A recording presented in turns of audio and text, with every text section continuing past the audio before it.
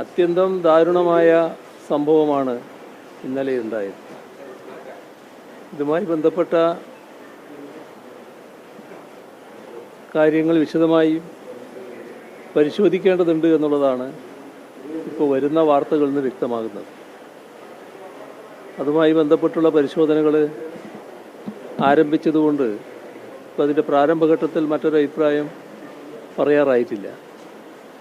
ഏതായാലും രാജ്യം കണ്ട ഏറ്റവും വലിയ വിമാന ദുരന്തങ്ങളിൽ ഒന്നായിട്ടാണ് ഇത് മാറിയത്.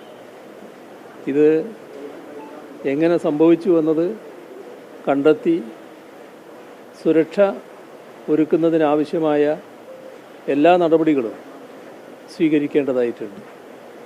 ഇന്ത്യ ഗവൺമെൻറ് ആവശ്യമായ തുടർ നടപടികൾ സ്വീകരിക്കണമെന്നുള്ളതാണ് പറയാനുള്ളത്. ഈ സംഭവത്തിൽ മരണപ്പെട്ട എല്ലാവരുടെയും വേർപാട് അത്യന്തം വേദനാജനകമായിട്ടുള്ളതാണ്. അതിൽ ഇന്നലെ തന്നെ അനുശോചനം രേഖപ്പെടുത്തിയതാണ്. കേരളത്തിൽ നിന്നുള്ള ഒരു സഹോദരിയും ഇതിൽ മരണപ്പെട്ടു. അതിലും അഗാധമായ ദുഃഖവും അനുശോചനവുമാണ് നാടാകെ രേഖപ്പെടുത്തിയിട്ടുള്ളത്.